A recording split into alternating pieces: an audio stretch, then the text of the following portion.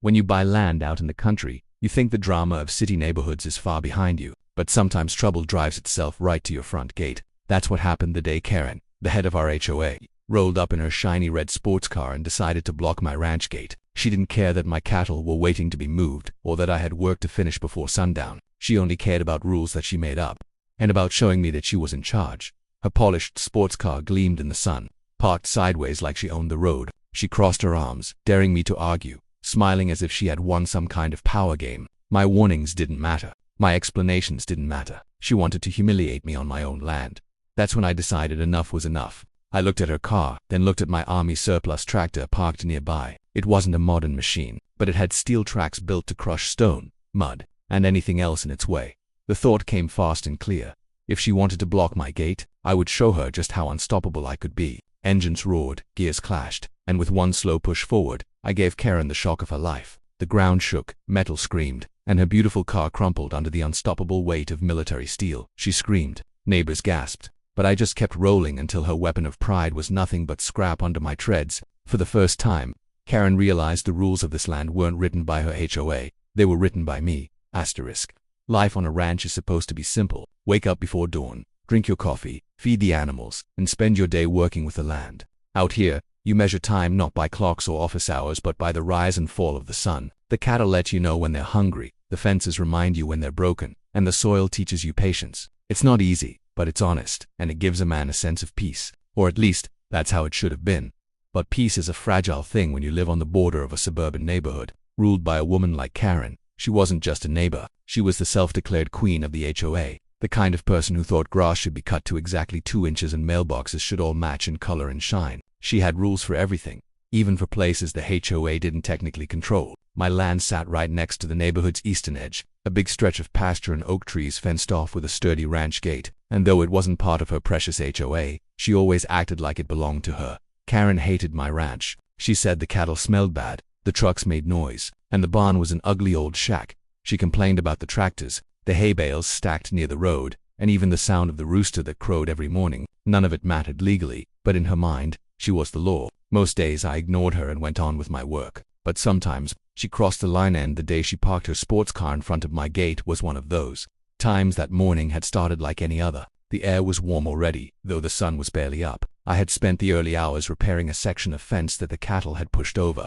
Sweat rolled down my back as I worked, hammering nails into weathered posts, tightening wire, and keeping an eye on the herd that was restless in the pen. They needed to be moved into the south pasture before the heat grew unbearable. That meant opening the ranch gate, leading them across the road, and giving them fresh grass to graze. It was simple, but it had to be done on time.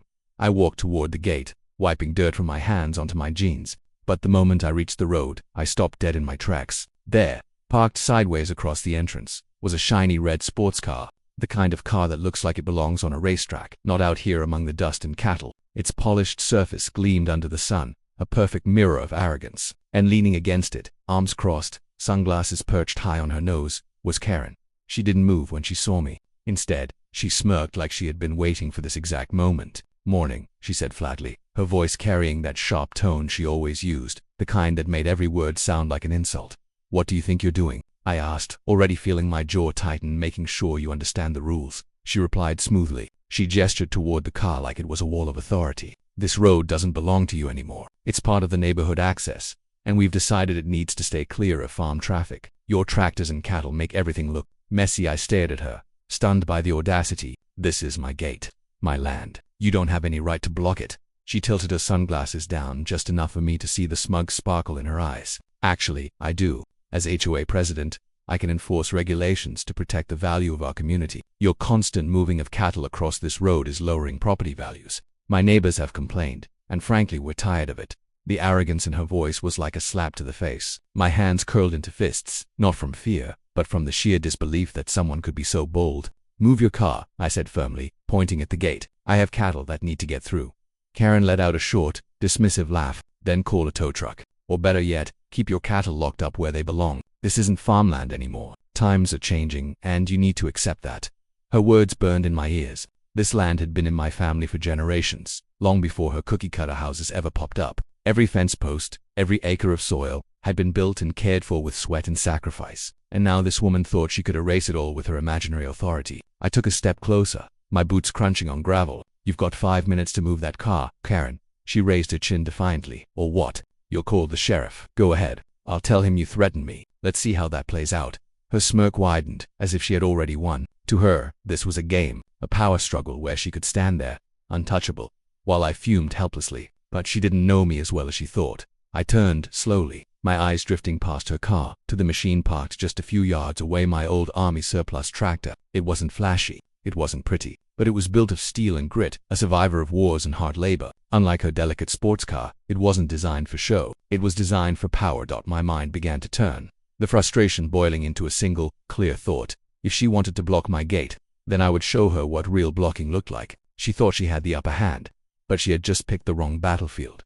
Karen must have sensed something in my silence because she leaned off the hood and crossed her arms tighter. "Don't even think about it," she snapped. "If you so much as scratch this car, you'll regret it." I met her gaze, holding it steady. Inside, I could feel the storm building, a mix of anger and stubborn determination. She had crossed into my world now, and she was about to learn the hard way that out here, her HOA rules meant nothing. And so, with the cattle restless behind the fence, the sun burning hotter by the minute, and the red car glistening like a jewel in the dust, the stage was set. This was no longer about cattle or roads. This was about pride, respect, and the simple truth of who really owned the gate. The first battle line had been drawn, and neither of us was ready to back down. The roar of cattle behind me grew louder as they pressed against the fence, impatient to be moved into fresh pasture. Their deep balls carried across the road like a warning bell, but Karen didn't flinch. She stayed planted against her red sports car, sunglasses flashing in the sunlight, lips curved in that same smug smile. To her, this was victory, holding me hostage on my own land.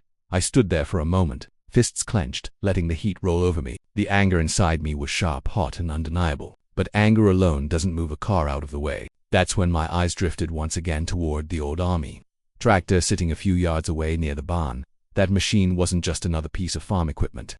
It was history. My grandfather had brought it home after serving overseas, and though it had seen better days, the thing was built like a tank. Heavy steel treads, iron gears, an engine that could shake the ground. It wasn't fast, but it was unstoppable. I had used it for years to clear brush, drag timber, and pull trucks out of the mud. But today, it was about to be used for something very different. I started walking toward it, my boots kicking up dust.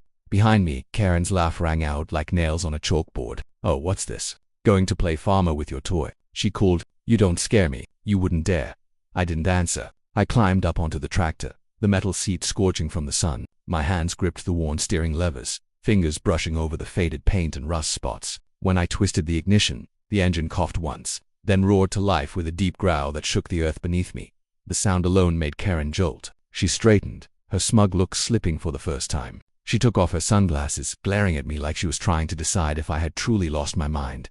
"Turn that thing off," she shouted, her voice sharp. "You're not serious. You can't touch my car. I'll have you arrested." I revved the engine, and the tractor growled louder, smoke puffing from the exhaust pipe. The cattle bowled again, stirred by the noise, pushing harder against the fence. My heart pounded in rhythm with the rumble of the machine. I wasn't thinking about consequences. I wasn't thinking about fines or court dates. I was thinking about freedom, the freedom to use my land without being bullied. Karen stepped forward, waving her arms, her voice rising in panic. "Stop this right now. You're insane. Do you have any idea how much this car costs?" I pulled the tractor into gear, the treads clanking as the machine lurched forward. Dust swirled up around me, and the ground trembled with every turn of the steel tracks. Karen scrambled backward, her bravado melting into something else, fear.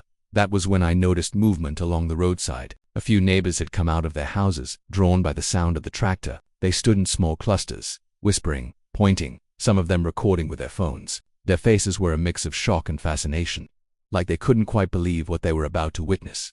Karen noticed them too, and she turned, shouting, "He's threatening me. Someone call the sheriff." But her voice cracked and I could see her confidence slipping away. She wasn't in control anymore. The tractor rolled closer, each clank of the treads like a drumbeat announcing the end of her little power game. I kept my eyes locked on her car, that polished red body gleaming like it had never touched a speck of dust. It was a symbol of everything Karen stood for: pride, arrogance, and control, and it was about to be crushed under something far stronger.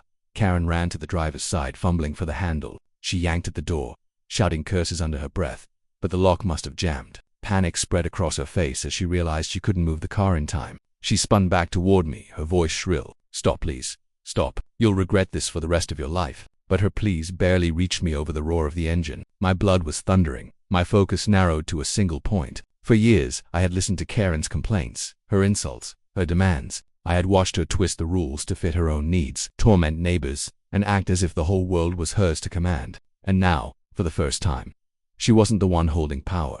The crowd along the roadside grew thicker, whispers turning into gasps as the tractor crawled closer. Someone muttered, "He's really gonna do it." Another voice, almost amused, said, "About time someone stood up to her." I gripped the levers tighter, guiding the machine straight toward the car's hood. Karen stumbled backward, her face pale, her mouth opening and closing like she couldn't find the right words anymore. The mighty sports car, her trophy of status, was trapped in place, and my tractor was an unstoppable force bearing down on it.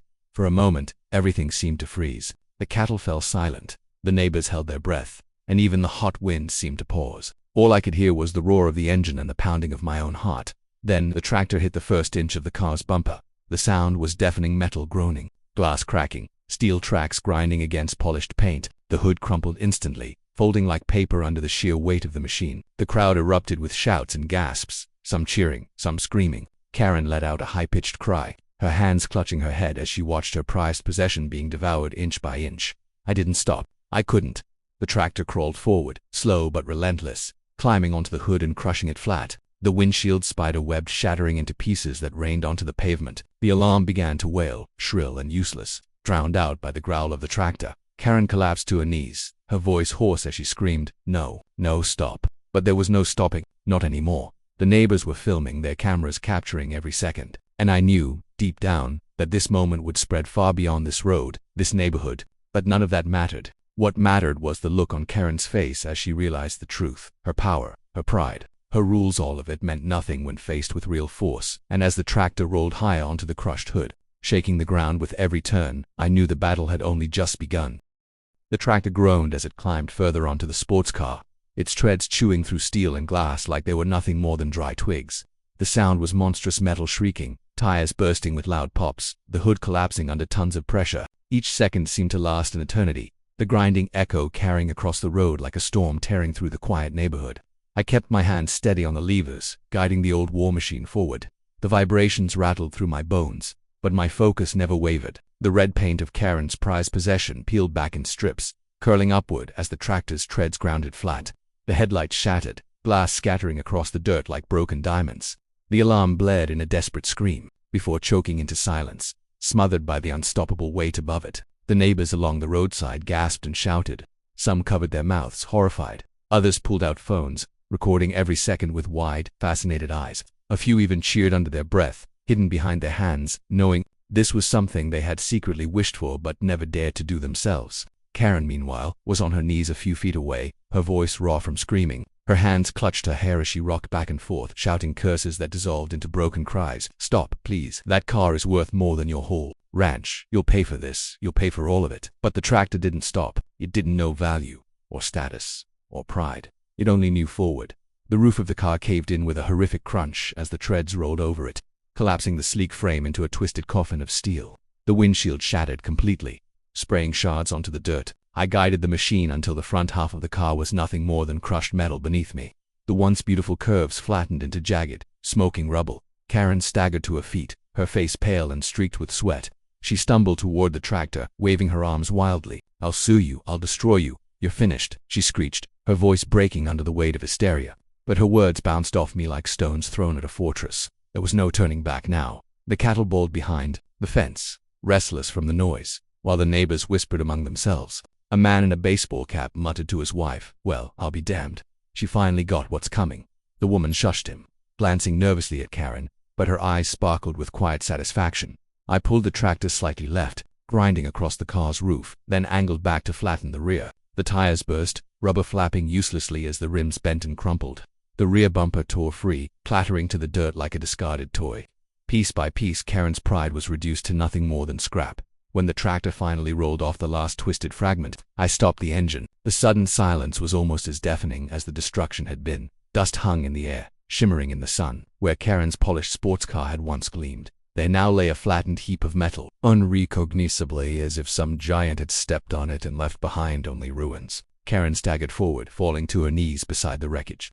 Her trembling hands reached for the mangled hood, touching it as if she could somehow revive it. Her voice broke into sobs, high-pitched and desperate. "My car, my beautiful, Car, you monster. She turned her tear-streaked face toward me, eyes blazing with hatred. You'll regret this for the rest of your life. The neighbors were buzzing with chatter, their voices rising louder. Some laughed quietly, some argued about what would happen next, and others whispered about how bold it had been. One man muttered, "Bet the sheriff's already on his way." And sure enough, just as he said it, a siren wailed in the distance. The faint whoop of police lights grew louder until a county sheriff's truck pulled up along the road, gravel crunching under its tires. The crowd parted quickly, murmurs spreading like wildfire. The sheriff climbed out, a broad-shouldered man in a tan uniform, his face lined with years of dealing with troublemakers. He took one long look at the flattened car, then at me sitting high on the tractor, and finally at Karen wailing on the ground. His expression barely flickered. Karen scrambled toward him, nearly tripping over herself. Arrest him right now," she shrieked, pointing a trembling finger at me. "He destroyed my car, he tried to kill me. He's insane." The sheriff raised a hand, calm as stone. "Settle down, Karen. Nobody tried to kill you." His voice was slow, deliberate, the kind of voice that carried weight. He turned his gaze to me. "What happened here?" I climbed down from the tractor, wiping the sweat and dust from my forehead. "She blocked my gate," I said simply. "I asked her to move. She refused. I had cattle to move. Sheriff, I did what I had to do." Karen let out a strangled laugh, half hysteria, half disbelief. "What you had to do? You crushed a $100,000 car, you lunatic. This man is a danger to society." The sheriff's eyes flicked back to the wreckage, then to the crowd of neighbors. Several of them nodded toward me, some muttering under their breath about how Karen had been blocking roads for months, about her harassment, about the constant HOA nonsense. One older woman spoke up boldly. "Sheriff, she parked that thing across his gate on purpose. We all saw it. She's been pushing her rules on us for years. Maybe she finally met her match." Karen spun on the woman, shrieking, "Shut up. This has nothing to do with you." But the tide had turned. The crowd was no longer just watching, they were supporting. Quietly, firmly, they were siding with me. The sheriff adjusted his hat, his eyes narrowing slightly. "Karen, far as I can tell, you trespassed and blocked private property. That makes this your fault." Her jaw dropped, her voice trembling. "My fault, my car is destroyed," he shrugged. "And that's on you. Don't block a rancher's gate if you don't want your car run over. Pretty simple." The crowd murmured with approval, a ripple of agreement spreading like wildfire. Karen staggered backward, her face a mask of disbelief and rage. She opened her mouth to argue, but the sheriff cut her off with a sharp glance. "You'd best head home before I charge you with trespassing." For the first time, Karen was speechless. She looked from the sheriff to me, to the crowd of neighbors who were no longer on her side. Her lips trembled, but no words came out. She turned sharply, storming down the road. Her pride shattered as completely as her car. The sheriff gave me a long, steady look, then nodded. "Next time, maybe call me before you fire up the war machine," he said dryly. But there was no judgment in his tone, only the faintest trace of a smile tugging at the corner of his mouth. I nodded back, wiping the dust from my hands. Behind me, the cattle bawled again, ready to move, and this time there was nothing in their way. The days after the wreck were anything but quiet. Word spread faster than wildfire across town how I'd climbed onto my old army tractor and flattened Karen's shiny red sports car right in front of half the neighborhood. Videos taken by neighbors hit social media before the dust had even settled. By that night, the clip was everywhere. Some people were horrified, others called me a hero. But no matter the opinion, one thing was certain: nobody was ignoring it. For me, though, life didn't stop. The cattle still needed to be fed, fences still needed repairs, and work still had to be done. Out here, ranch life didn't care about drama, it only cared about sweat and effort. But while I tried to focus on the land, Karen was busy plotting. On the second morning after the incident, I woke to find a notice nailed to my fence post near the gate. The paper bore the HOA's stamp and Karen's signature at the bottom, declaring that I owed damages and fines for reckless destruction of property and endangerment of the community. The number was absurd, hundreds of thousands of dollars. It was laughable, but the intent was clear. Karen wasn't going to let this go. Later that afternoon, she showed up again, this time without a car. She marched down the road with a clipboard in hand, flanked by 2 other HOA board members. Her hair was tied tight, her lips pressed into a thin line, and her voice was sharp as broken glass when she called out to me. "You haven't heard the last of this," she said, waving the clipboard like it was a sword. "We're filing a lawsuit. The HOA will make sure you lose everything." I leaned against the fence, arms crossed. "You're wasting your time. Karen, the sheriff already told you this was your fault." Her face flushed red, her eyes blazing. "That sheriff is a backwards fool. Just like you. The law will be on my side. When this is over, you won't have a ranch left to stand on." The 2 board members beside her didn't look nearly as confident. One of them muttered something about bad publicity, and the other kept glancing at the ground. But Karen didn't care. She was fueled by pure spite, and spite doesn't listen to reason.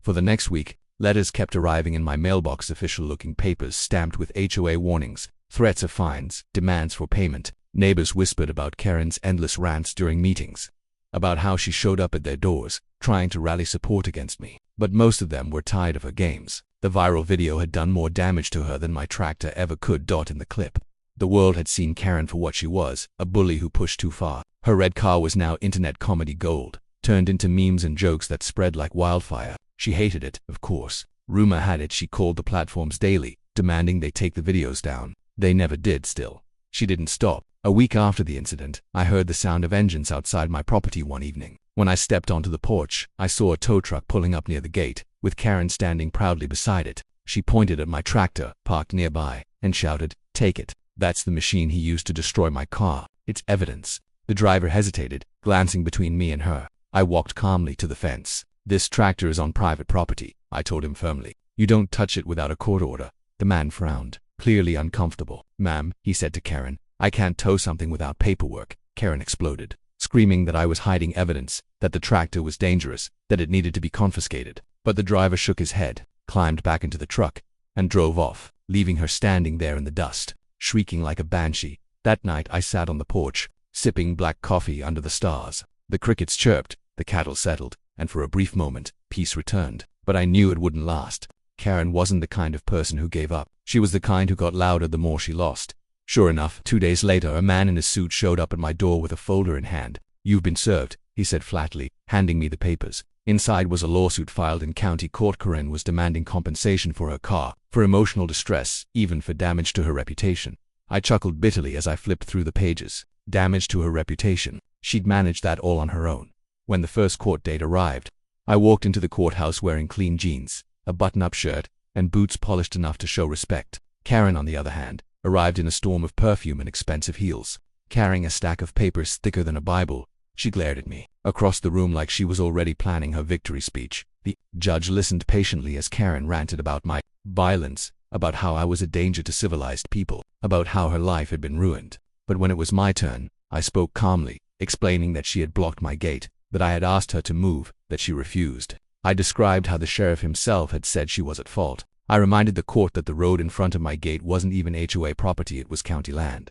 The judge leaned back, thoughtful. Then, in a voice that silenced the room, he said, "This case looks more like harassment than justice.